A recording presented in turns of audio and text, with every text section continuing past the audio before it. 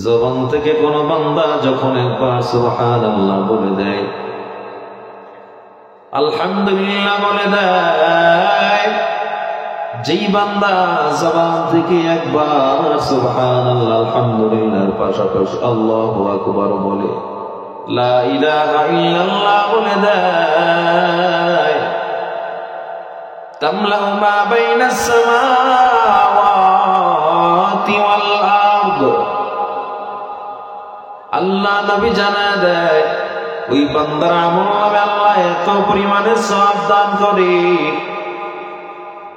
কুতিবাত লাহু 20 হাসানাত। কয় নেকি বলে মাত্র 20টা নেকি দান করে, তবে 20টা নেকির পরিমাণ কেমন?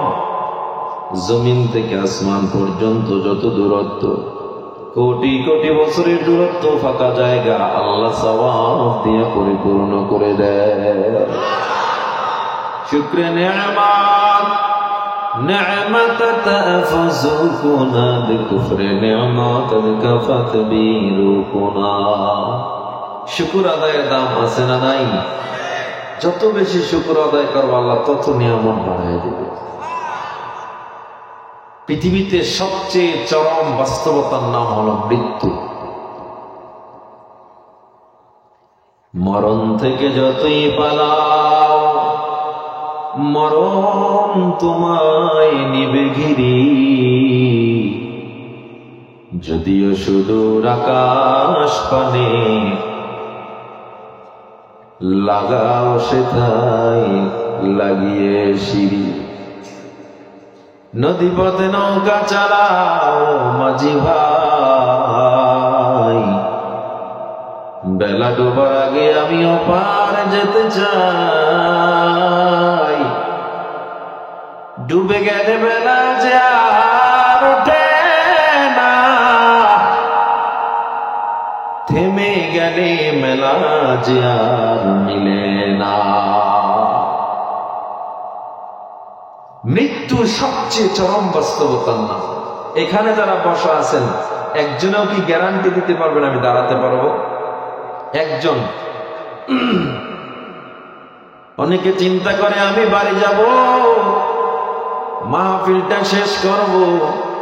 আমি মাহফিল শেষ করে আস্তে আস্তে আস্তে আস্তে হেঁটে হেঁটে রাস্তায় উঠে গাড়িতে চলে বাড়ি যাব। কেউ যাওয়ার পথে চিন্তা করেছে সন্তানের জন্য খাবার কিনে নিবে। নতুন দোকান, নতুন মাহফিল, মাহফিলে নতুন নতুন দোকান।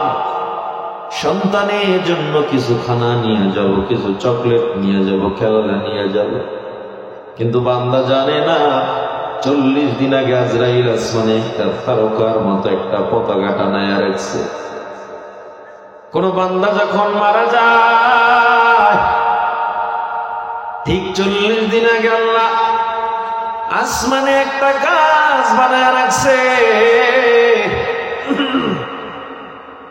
ওই গাছের মধ্যে আল্লাহ পাতা বানায় রাখছে।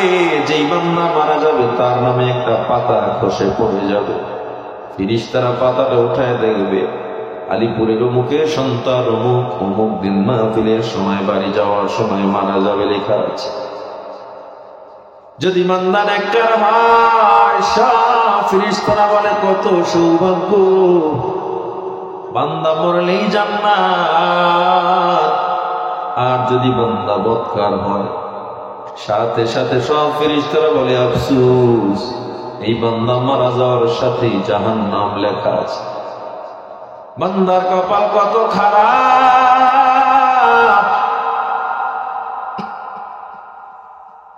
জীবনের সবচেয়ে চরম বাস্তবতার নাম হলো মৃত্যু। মুসনাদে আহমদের 18,534 নম্বর হাদিস, বুখারী শরীফে হাদিসটা আছে, একই সনদে বর্ণনা করা হয়েছে। নবী আমার একদিন রওনা দিলেন বাড়ির পথে। হঠাৎ একজন সাহাবী এসে বলে, নবী, অমুক একজন সাহাবা, যেই সাহাবী মারা গেছে। বলে কে? বলে আনসারী সাহাবী। জানাজায় যেতে হবে। নবী রওনা দিলেন পথ ঘুরায়া। জিনাজাতিন মিনাল আনসার, নবী যখন রওনা দিলেন, আল্লাহ নবী যাওয়ার পথে কিছুক্ষণ আগে দেখে একটা কবর খনন হচ্ছে। আমার নবী সেখানে দাঁড়ায় গেলেন। সাহাবী বলে ফাইনতাহাইনা, আমরাও সেখানে দাঁড়ায় গেলাম। আল্লাহ নবী এবার নবীর হাতে একটা লাঠি ছিল, নবী আমার হাত দিয়া লাঠিটা নাড়ানাড়ি করতেছিল। নবী আমার হাত দিয়া লাঠিটা নাড়াচাড়া করে আর কোনো কথা বলে না। আমার নবী আসমানের দিকে মাথাটা উঠাইলেন। নবী আমার আসমানের দিকে মাথা উঠে কোনো কথা বলে না। নবীর চোখ বের দর দর করে পানি পড়া শুরু হল। সাহাবায়ে কেরাম বলেন ওয়াজালাসনা হাওলাহু, আমরাও নবীর চারপাশে ঘুরে বসে গেলাম। এমন ভাবে বসলাম যেন আমাদের গায়ে পাখি এসে বসবে, এত সুন্দর করে ইতমিনানের সাথে বসছি। আল্লাহ নবী কথা বলে না। আমার নবী হঠাৎ করে আমাদের দিকে তাকায় বলে, ও সাহাবায়ে কেরাম ইস্তাঈযু মিন আযাবিল কবর। ও সাহাবায়ে কেরাম, তোমরা কবরের আযাব থেকে পানা চাও, কারণ এই কবর এত ভয়ঙ্কর। ওই কবর নিয়ে আমি নবী বড় টেনশন, আমার বড় ভয়। না জানি আমার উম্মত গুলো কবরের মধ্যে চলে যায়, এই কবরে গিয়া না জানি জাহান্নামের আসামি হয়ে যায়। এই টেনশন। ও সাহাবায়ে কেরাম, তোমরাও কবরের আযাব থেকে পানা চাও। আল্লাহ নবী সাহাবায়ে কেরামদেরকে বলতেছে কবরের আযাব থেকে পানা চাও। নবীও জান্নাতি, সাহাবায়ে কেরামও জান্নাতি, তোমরা কবরের আযাব থেকে পানা চাও। আপনি আমি কে? হযরত উসমান জান্নাতি, নিশ্চিত মানুষ জান্নাতি। এরপরও হযরত উসমান যখন কবর দেখতেন এমন কান্না করতেন, হাত্তা ইয়াবুল্লা লিহইয়াতাহু, তার দাড়ি ভিজে টপ টপ করে পানি জমিনে পড়তে থাকে। হযরত উসমান কান্না করতেন এত পরিমাণ। আশারায়ে মুবাশশারা 10 জন জান্নাতি সুসংবাদ প্রাপ্ত সাহাবীদের মধ্যে একজন ছিলেন উসমান। ও মুসলমান ইমানদার, আল্লাহ তাআলা বলেন কাইফা তাকফুরুনা বিল্লাহ ওয়া কুনতুম আমওয়াতা।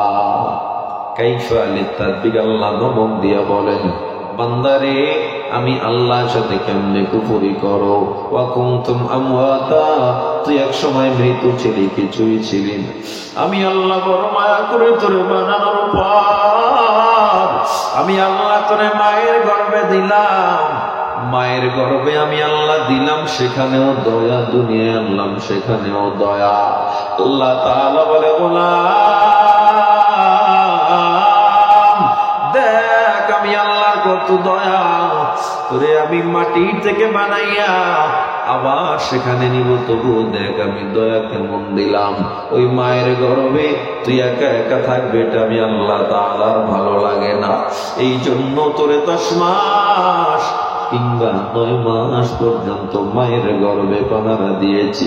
ওই মায়ের গর্ভে তুই একা থাকবি, আমি আল্লাহ এটা ভালো লাগে না। তোরে আমি আল্লাহ বানানোর পর এই মাটির মধ্যে নেওয়ার আগে দেখ কত পরিমাণে দয়া করেছি। মায়ের গর্ভে তোর মুখটা তো পবিত্র, তুই ওই জবান দিয়ে আমি আল্লাহরে আল্লাহ বলে ডাকবো। এই জন্য আমি আল্লাহ তোর মায়ের ওই নাপাক রক্ত আমি তোর মুখ দিয়া খাওয়াই না। আমি আল্লাহ তোর মায়ের নবীর সাথে তোর নবীর তার লাগায়া দিলাম। ও গোলাম, তোর মুখটা বড় পবিত্র, তুই যখন আমি আল্লাহরে ডাকো, আমি আল্লাহ কুদরতি অন্তরটা ঠান্ডা হয়ে যায়। আমি আল্লাহ তাআলা তোর ডাকে 70 থেকে 99 বার জবাব দিয়ে দেই বান্দা। এই জন্য তোর মুখটারে আমি অপবিত্র রাখি নাই। এরপরে যখন তুই দুনিয়াতে আসছো, তোর মায়ের এত ব্যথা দিয়ে আসছো। তোর মায়ের ব্যথা ছিল মাত্র দুনিয়ার মানুষ সহ্য করতে পারে 40 ইউনিট পর্যন্ত ব্যথা। আর তুই যখন দুনিয়াতে আসছো, তোর ব্যথা ছিল 56 ইউনিটেরও বেশি। তোর মায়ের ব্যথা এত তীব্র, তোর মা চিল্লায়। তুই যখন হইছ কিছুদিন আগে, দেখেন বান্দা মা কত কষ্ট করলো। বাবার কানে কানে মা ডাক দিয়া কই, স্বামী গো আমারে ক্ষমা করে দাও, আমি মনে হয় বাঁচব না। এত ভয়ঙ্কর ব্যথা। দেখ বান্দার পর আমি আল্লাহ তোর মায়া করলাম, মারলাম না।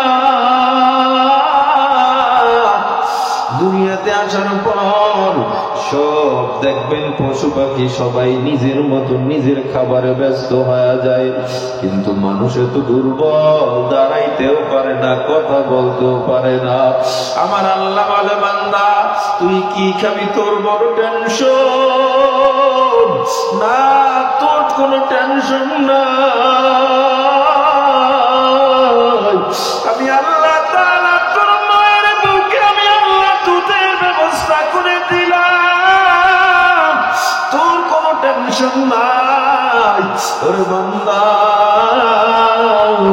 এই দুধ এমন আল্লাহ আমি আল্লাহ এমন করে বানাই না, এই দুধ পৃথিবীর কোন বিজ্ঞানী মিলে 1 ফোঁটা দুধের বিকল্প বানাতে পারবে না। তোর যখন বয়স 2 বছর হয়ে গেল, 2.5 বছর হয়ে গেল, তোর দাঁত উঠছে, এবার ভাত খাবি কি দিয়ে ভাত খাবি? তুই তো হাত নাড়াতে পারো না। আমি আল্লাহ তোর মায়ের অন্তরে, বাবার অন্তরে এত মায়া দিছি, তোর মাখায়া মাখায়া খাওয়ায়া দেয়।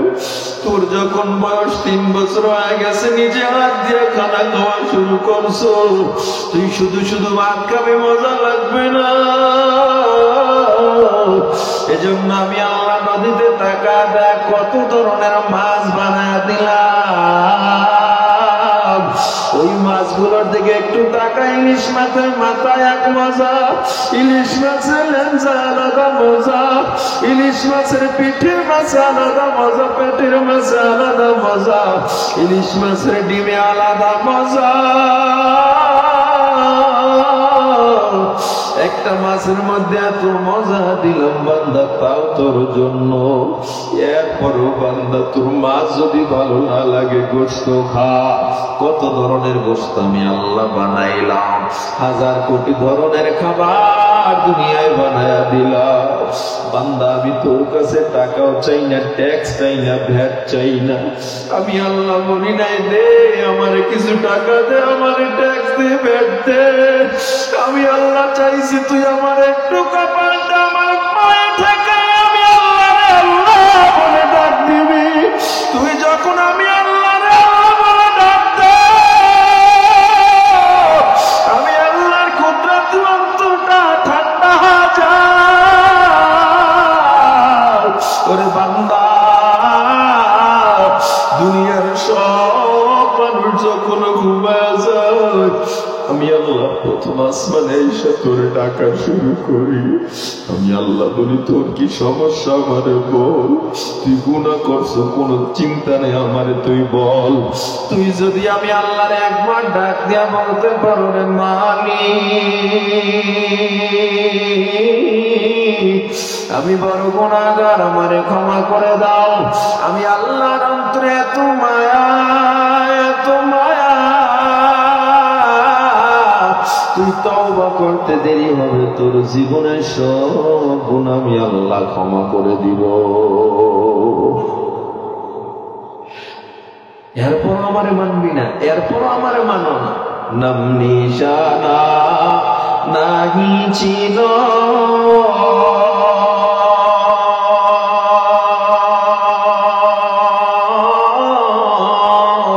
শিশু জীবন কে বাঁধিল, কার দয়া রাতে হাসলি রে তুই মায়ের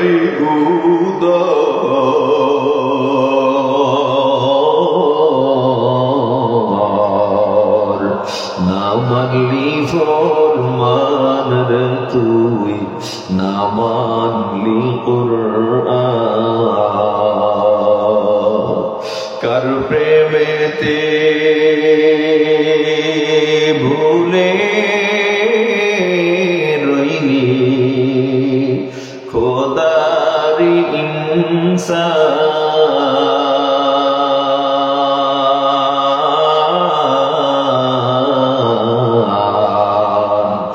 না মানলি ফরমান রে তুই না মানলি কুরআন তওবা করো আল্লাহর কাছে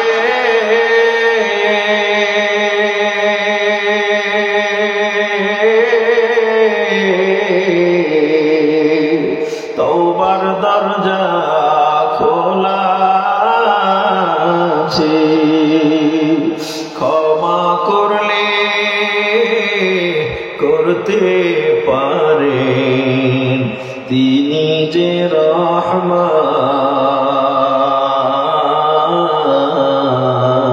রহমান না মানলি ফরমান রে তুই না মানলি কুরআন আমার আল্লাহ তাআলা বলে গোলাম আমার কাছে তুই ক্ষমা চা আমার কাছে যদি তুই একটু গভীর রাত্রে চোখের পানি ফালাইয়া তোর জীবনের সব গুণের জন্য একবার ক্ষমা চা আর যদি বলো আল্লাহ ক্ষমা করে দাও জীবন ভর গুনাহ করছি অন্যায় করছি আর করব এই জীবনে না করিলাম বন্দেগি গুনাহ করে কাটাইলাম জিন্দেগি তওবা করে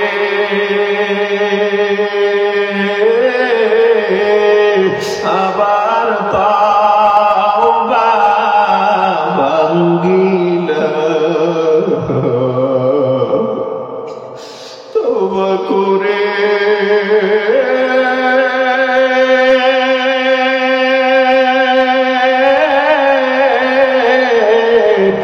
আবার তওবা ভাঙ্গিলাম অবশেষে খাঁটি তওবা করিলাম অবশেষে খাঁটি তওবা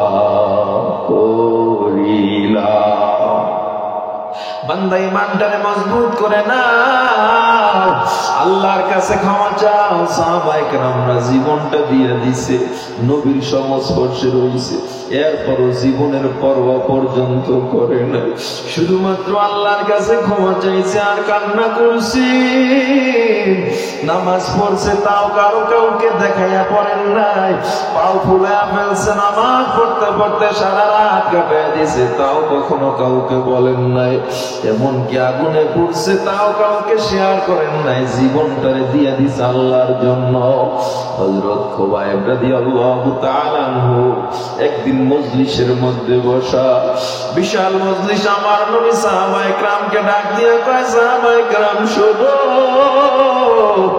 আজকে আমি তোমাদেরকে কিছু সুসংবাদ দিব সাহাবায়ে কেরাম সবাই একটু আইট গেট বেঁধে বইছে নবী না জানি আমাদের কিসের সুসংবাদ দেয় আল্লাহর নবী হযরত আবু বকরকে ডাক দিয়া কে আবু বকর শুনছো জান্নাতে মানুষ যাওয়ার জন্য কত কষ্ট করে কিন্তু এমন একজন ব্যক্তি আছে যাকে জান্নাত পাওয়ার জন্য 8টা দরওয়াজা খুলে মারহাবা মারহাবা বলবে আবু বকর তুমি কি জানো কয় না নবী না আল্লাহর নবী আবু বকরের হাতটা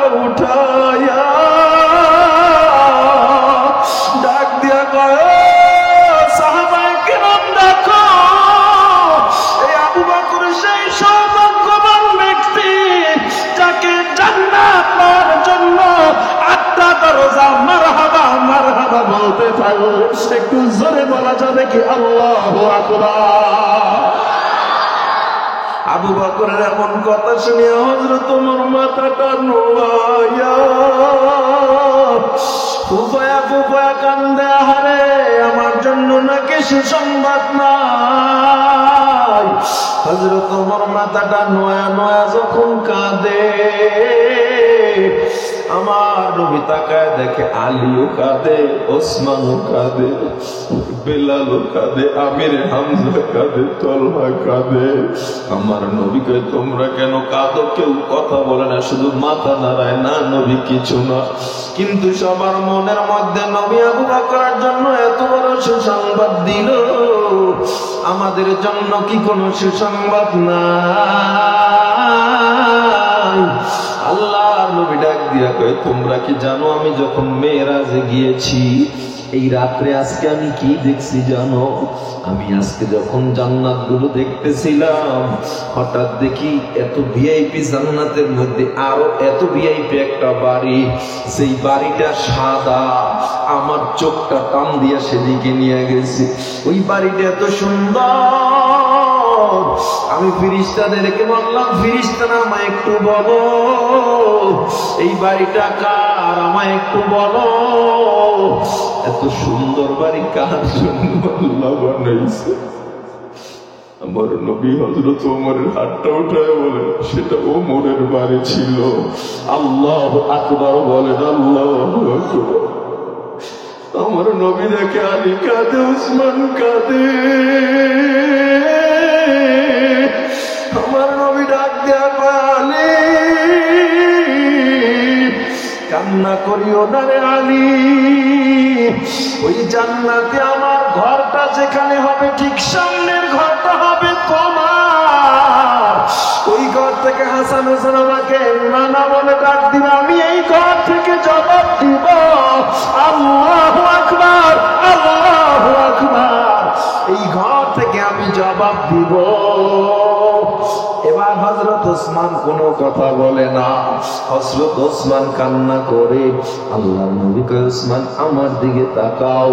হযরত ওসমান যখন নবীর দিকে তাকাইল, আল্লাহর নবী হযরত ওসমানের দিকে তাকায় কয় তুমি কোন সুসংবাদ মনে হয় পাবা না, এই চিন্তা করছো।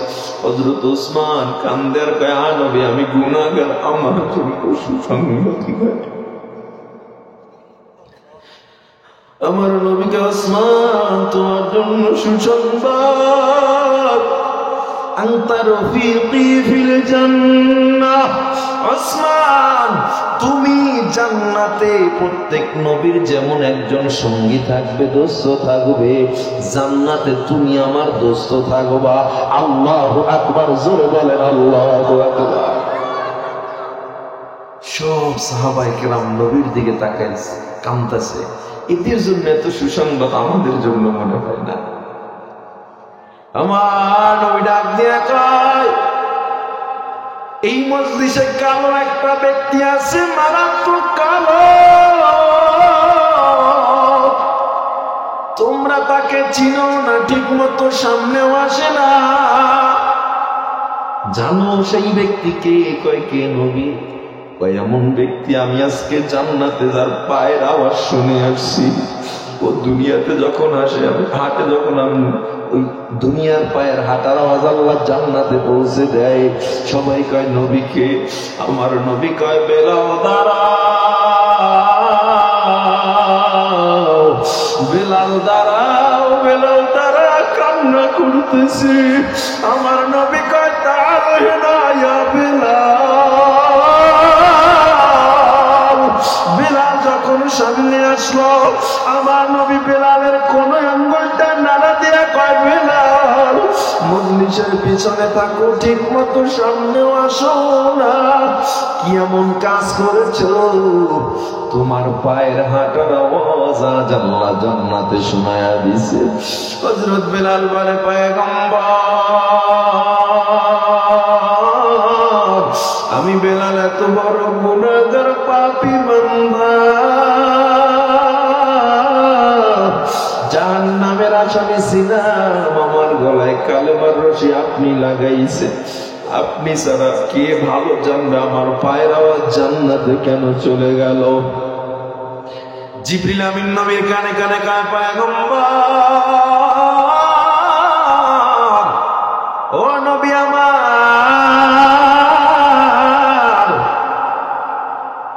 বেলাল ওযু করে 2 রাকাত নামাজ মসজিদে গিয়া তাহিয়াতুল ওযু নামে নফল নামাজ পড়ে।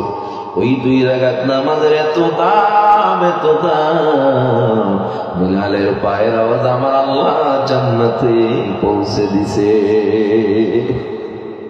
নবী এইবার বলে, পিছনে আম্মাজান আয়েশার ঘর, নবী ঘরের ভিতরে ঢোকার আগে একটা চমক দিয়ে গেল।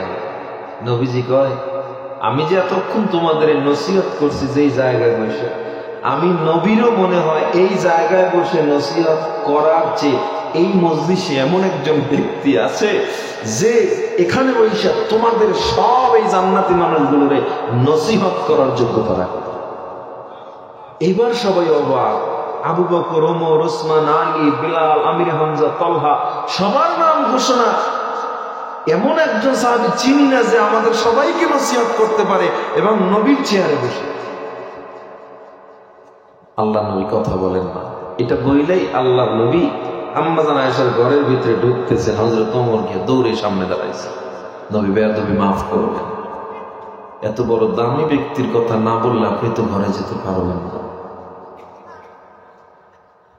আল্লাহ নবী এবার কয়, ওমর, আমি নামটা বলতে পারবো না, কারণ তিনি নিজেকে সব সময় গোপন রাখেন। আমি যদি নামটা বলিয়া দিই সে আবার মন খারাপ করবে। হযরত ওমর নবীর পিঠের থেকে জড়ায়া গালটা নবীর বাহুর সাথে লাগায়া চোখের পানি ছেড়ে কান্না করে আর কয়, নবী গো, কি এমন দামি সাহাবা যে আমাদের সবাই নসিহত করবে? নামটা বলেন না, সে তো পিছনে থাকে। কি এমন সাহাবা? আমার নবীকে আমি বলবো না, তুমি নিজে গিয়ে খোঁজ করে নাও। নবী একটুখানি উদাহরণ দেন কেমনে পেতে পারি? আমার নবীকে সবার সাথে যদি মুআনাকা করো, কোলাকুলি করো, তাইলেই প্রমাণ পেয়ে যাবা। হযরত ওমর আবার একজন একজন করে আবু বকর, হযরত ওমর আবু বকরের সাথে, ওসমানের সাথে, আমির হামজা, তলহার সাথে, মুগিরার সাথে এক এক করে কোলাকুলি করতে করতে করতে করতে হযরত খোবায়েবের সাথে যখন কোলাকুলি করলো, পিঠে হাত দিয়ে দেখে কাপড়ের উপর থেকে কেমন জানি হাতে হাড্ডি বাজতেছে, গোস্ত বাজতেছে। হযরত ওমর কয়, তোমার পিঠ এত শক্ত কেন? খোবায়েব কোনো কথা বলে না। হযরত ওমর বলে, পিঠটা শক্ত কেন? খোবায়েব কোনো কথা বলে না। হযরত ওমর দ্রুত বেগে পিঠের জামাটা উঠায়া দেখে হযরত খোবায়েবের পিছনের সাদা হাড্ডিগুলো দেখা যায়। হযরত ওমর ডাক দিয়া কয়, ভাই খোবায়েব, তোমার হাড্ডিগুলো দেখা যায়, গোশতগুলো কই? খোবায়েব ডাক দিয়া কয়, ভাই ওমর, আমি যখন ইসলাম গ্রহণ করছিলাম, আমাকে বেঈমান না করো, কয়লার উপরে শুয়াইয়া আমার বুকের উপরে পাথর চাপা দিয়া রাখতো, আমার পিঠের গোশতগুলো, চর্বিগুলো পড়ে পড়ে পড়ে পড়ে সব কয়লাগুলো নেমে যাইতো, আবার আমার আগুনের উপরে শোয়াইয়া আবার আমার কয়লা দিয়া আবার বুকের উপরে চাপা দিয়া তো এরপরে আমার সব গোশতগুলো খসে এখন হাড্ডিতে রয়ে গেছে। হযরত ওমর কয়, কেন এত কষ্ট সহ্য করছো? হযরত খোবায়েব কয়, ভাই ওমর, এই ইসলামের জন্য আমার মায়ার নবীর প্রেমে পড়ে আমি এত কষ্ট সহ্য করছি, কারণ আমার মায়ার নবীর প্রেমে এত মজা।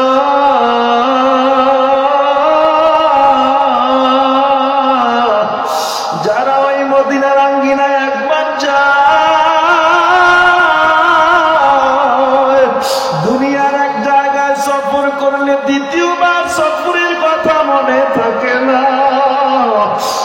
মায়ার নবীর সোনার মদিনায় যদি একবার কেউ যায়, ওই বান্দা পাগলের মতো হয়ে যায়।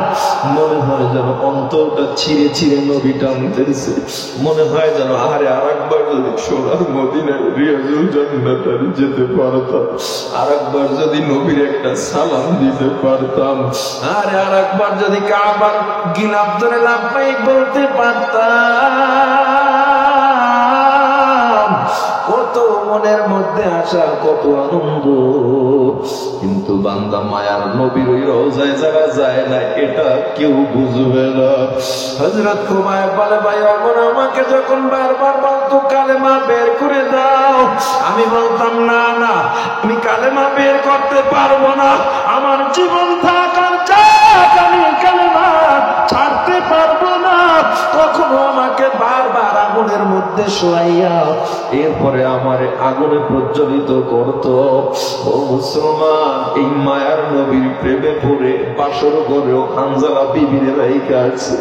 এই মায়ার নবীর প্রেমে পড়ে সাদ রাদিয়াল্লাহু তাআলা নতুন বিবির কাছে যায় নাই, আজকে কেমন বিয়া হয়েছে নবীর কাছে যাবে।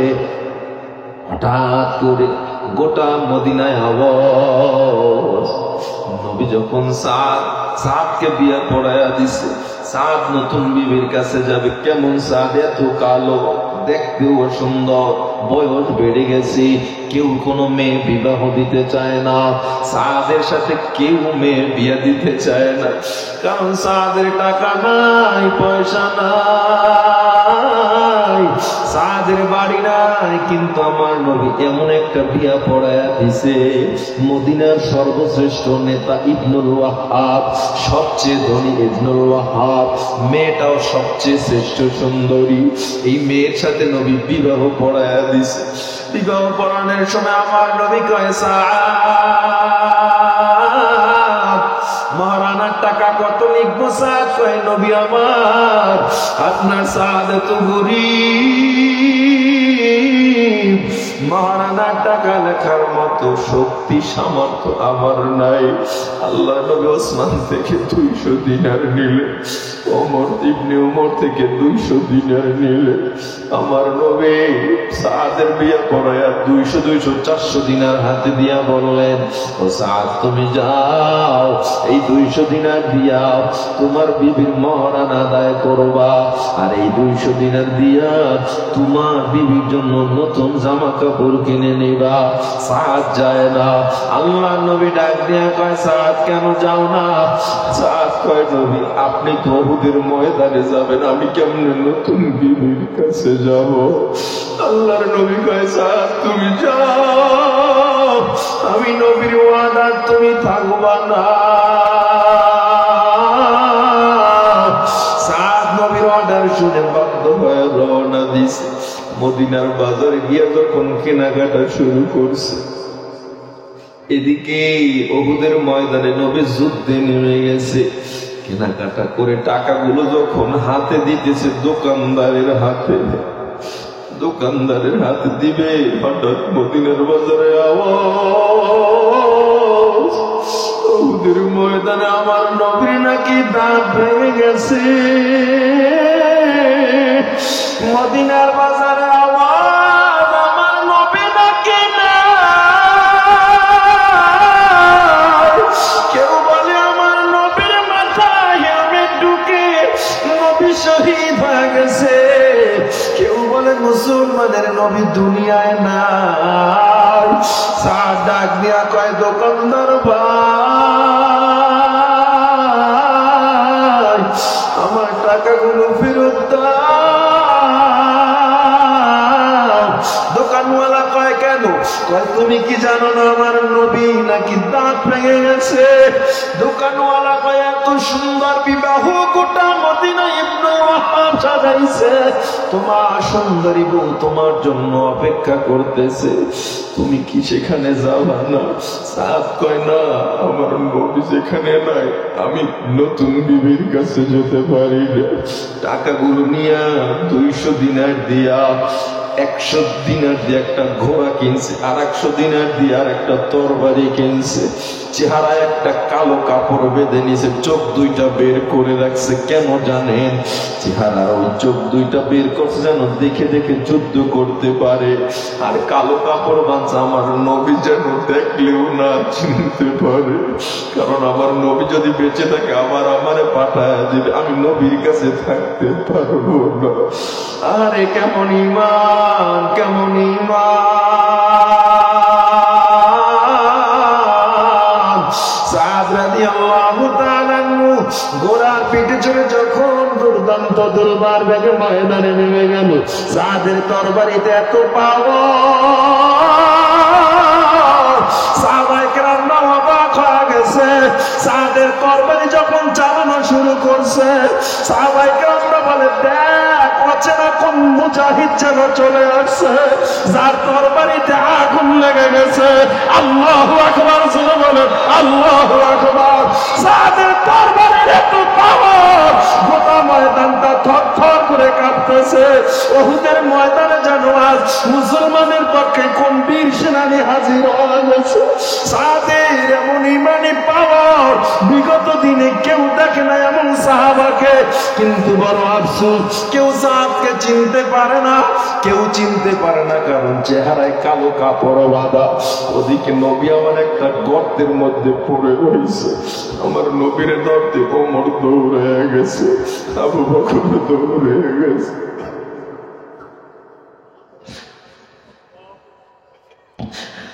আবু বকর দৌড়ে নবীর কোলে নিয়ে যখন মাথার কড়াটা উঠাইতেছে, হযরত ওমর কয়, ভাই রে, আমি বেঁচে থাকতে আমার নবীরে আমি হেফাজত করতে পারি না, এই কড়াটা উঠাইতে দাও, তোমার কাছে আমি অনুরোধ করতেছি। আবু বকর হযরত ওমরের অনুরোধটা রাখলেন, ঠিক আছে, নবীর মাথার লোহার কড়াটা তুমি উঠাও। আবু বকর যখন ওমরের কোলে দিল নবীর মাথা, হযরত ওমর যখন দাঁত দিয়া টান দিলেন, ওমরের দুইটা কাঁচা দাঁত ভেঙে জমিনে পড়ে গেল। আমার নবী সজাগ হয়ে তাকে ওমরের মুখে রক্ত,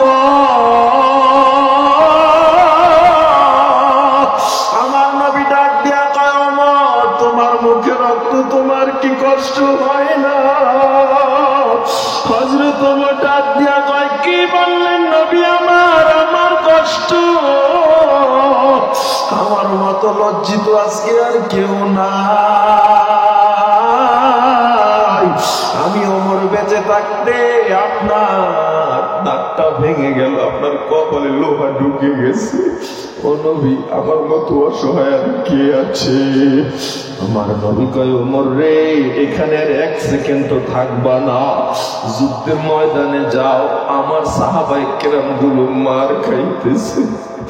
আরে দেখ, সবাই মার খায়, রক্তাক্ত শহীদ হয়ে যাইতেছে। হযরত ওমর কয়, নবী গো, আপনার একা ফালায় আমি যাইতে পারবো না। আল্লাহর নবী কয়, আল্লাহর কসম দিলাম যে আল্লাহর হাতে আমার জান, আমার প্রাণ, ওই আল্লাহর কসম দিয়া বললাম যাও, আমি অর্ডার দিলাম যাও। হযরত ওমর, আবু বকর, তলহা সবাই চলে গেছে, কারণ আমার নবীর অর্ডার রক্ষা করতে হবে। কিন্তু হযরত ওমর এতিমের মতো নবীর দিকে মাথাটা ঘুরা,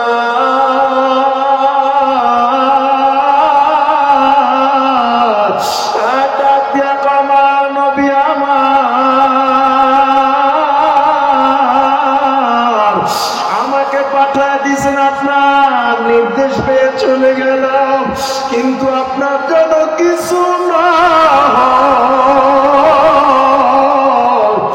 আপনার যদি কিছু হয় আমি ওমর কিন্তু বাঁচব না।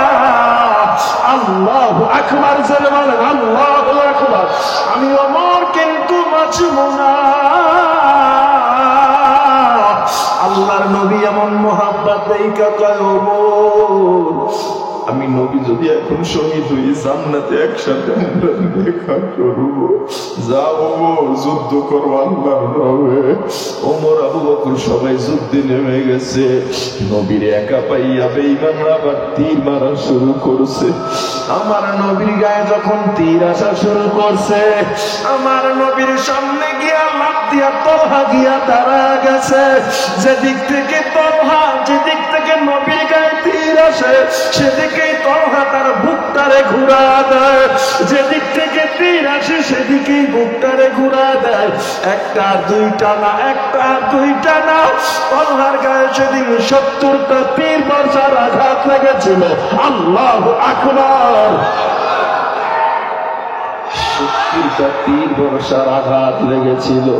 70টা তীর বর্ষার আঘাত, একটা তীরের আঘাতেই মানুষ নিচে পড়ে যায়, কথা বলতে পারে না। নবীর সামনে তলহা 70টা তীর বর্ষার আঘাত, কিন্তু নবী দেখে তলহা দাঁড়ায় রয়েছে। আমার নবী কয়, তলহা রে এখনো কেন দাঁড়ায় আছো? কয়, নবী আপনার গায়ে যদি আবার বেঈমানরা তীর মারে। কয়, তুই কেমনে দাঁড়ায় রয়েছে? তোর গায়ে তো সব তীর আর বর্ষা। কথা বলার সাথে সাথে তলহা নবীর ডানা দইরা লাফ দিয়া নবীরে কান্দে উঠাইয়া ফেলেছে। নবীরে কান্দে উঠাইয়া কয়, নবী আপনি টেনশন করবেন না, আমি আপনারে পাহাড়ের উঁচুতে নিয়ে যাইতেছি, কেউ আপনারে কিছু করতে পারবে না, কেউ আপনারে কিছু করতে পারবে না।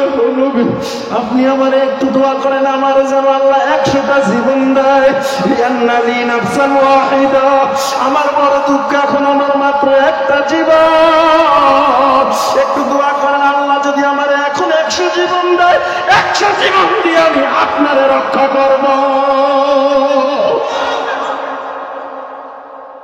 আল্লাহর নবী উহুদের পরে মদিনার জিন্দেগিতে হঠাৎ করে হাউমাউ করে চিল্লে উঠতেন।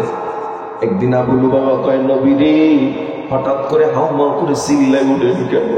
আমার নবী কয়, আমার ওই উহুদের দিনের তলহার কথা মনে পড়ে যায়। তোমরা জানো একজন মানুষ দাঁড়াইতে পারে না একটা তীরের আঘাতে। তলহা আমারে কাঁধে নিয়ে উহুদের উপরে উঠে গেছিল। আমি সেদিন বলছিলাম, জিন্দা লাশ কেমনে হাঁটি, দেখ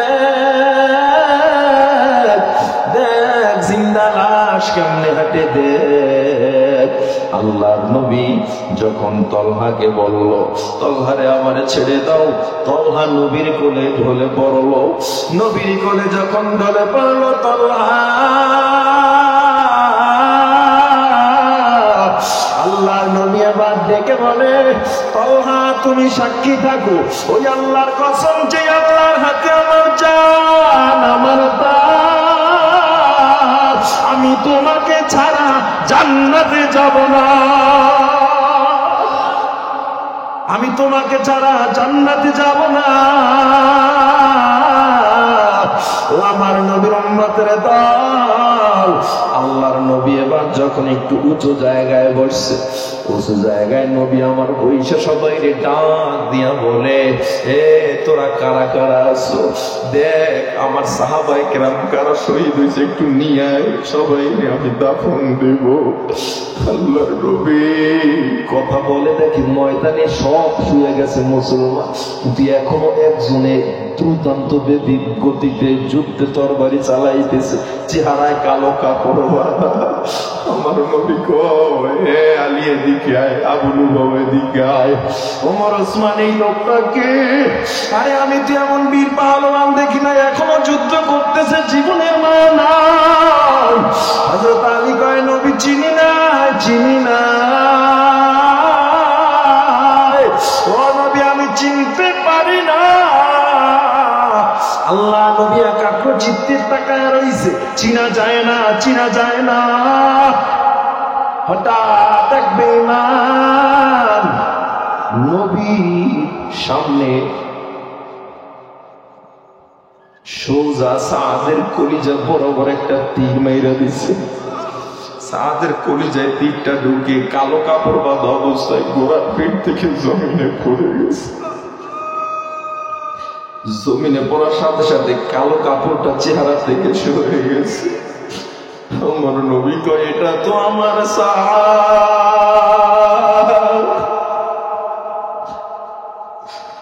এটা তো আমার সাদ।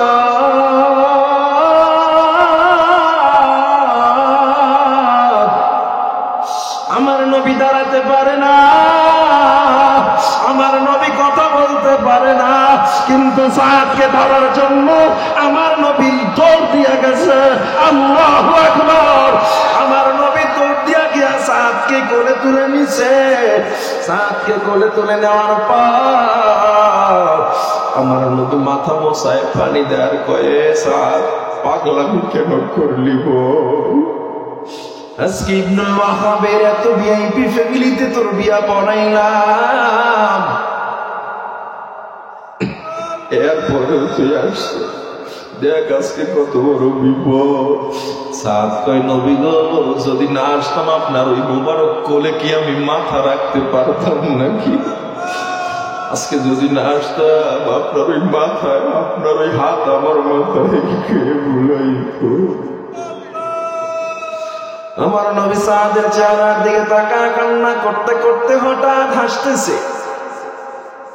আমার নবীর এমন অবস্থা দেখিয়া আবু লুবাবা বলে, নবী হাসেন কেন? কয়, আমি এই মুহূর্তে দেখলাম জান্নাত থেকে কাফনের কাপড় নিয়ে ফেরেশতারা আসছে। এই কাফনের কাপড়ে জান্নাতের সুগন্ধি লাগানো, হানুতুম মিন হানুতিল জান্নাহ, কাফানুম মিন কাফানিল জান্নাহ। এই জান্নাত থেকে কাফন নিয়ে আসছে। রূহটা যখন বের হইছে ওই কাফনে পেঁচাইয়া ফেলছে। পেঁচাইয়া সাহাবায়ে কেরাম আমি দেখতেছি ফেরেশতারা টানাটানি করতেছে, কারণ সবাই চায় সাদের দামি রূহটা নিয়ে সবার আগে জান্নাতে যাবে। সবাই চায়। অলরেডি জান্নাতুল আদনে চলে গেছে। জান্নাতুল আদনে সাদের রূহটা এখন আছে। কথা বললে নবী আমার চেহারাটা ঘুরাইয়া নিলেন। সাহাবী বলে, নবী চেহারাটা কেন ঘুরাইলেন? আল্লাহর নবী কয়, আমি দেখতেছি যে সাদ আমার প্রেমে পড়ে, নবীর প্রেমে পড়ে, আল্লাহর প্রেমে পড়ে আমাদেরকে দুনিয়ার সবচেয়ে উচ্চাঙ্গে রেখে সব পিছনে ফালাইয়া জীবনটা দিয়া দিছে। সুন্দরীর পিছনে যায় নাই। আল্লাহ খুশি হইয়া এদেরকে কি করেছে? এর সাথে সাথে জান্নাতে এত সুন্দরী নারী দিছে। এই নারীরা জোরে দৌড় দিছে। কত জোরে দৌড় দিছে? ওই টাকনুর কাপড় হাঁটু পর্যন্ত উঠে যাচ্ছিল, এত জোরে দৌড় দিছে। এই জন্য আমি নবী তার থেকে চেহারা ঘুরে আনিয়েছি। জোরে জোরে কোন সুবহানাল্লাহ। নবী আমার হঠাৎ দেখে উহুদের ময়দানে এক মহিলা দৌড়ায়। উহুদের ময়দানে এক মহিলা দৌড়ায় আর কয়, নবী সবাইকে বিনা গোসলে কবর দিবেন, একজনকে দিবেন না। নবী কয়, তুমি কে? মহিলাটা গিয়া মেয়েটা গিয়া হাতটা বের করে কয়, নবী তাকায় দেখে আমার হাতের মেহেদি এখনো শুকায় নয়। গত রাত্রে আপনি হানজালার সাথে আমার বিবাহ দিয়েছিলেন। হানজালা আমার বাসর করে ফেলায়া চলে আসছে। বলছে, আপনি যদি না থাকেন হানজালা দুনিয়ায় বেঁচে থাকবে না। কান্দিয়া বে কুলোরে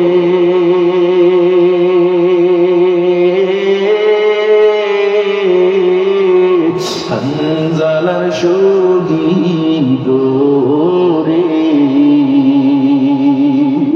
কলিজা চিরি ছেড়ে সে জঙ্গে ওহুদে নবীর ডাকে আধার রাতে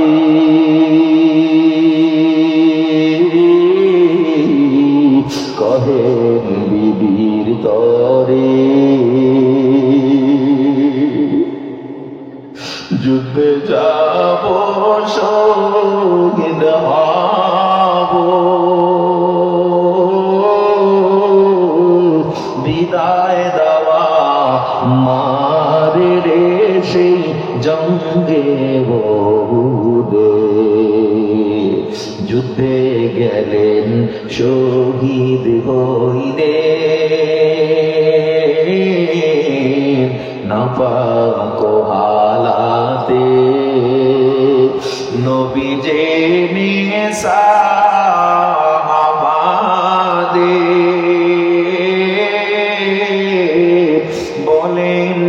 গোসল দিতে রে সেই জঙ্গে বহুদে অমনি গাইবি আওয়াজ নবী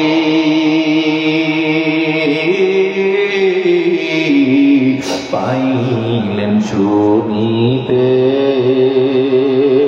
হানজালার গোসল হয়েছে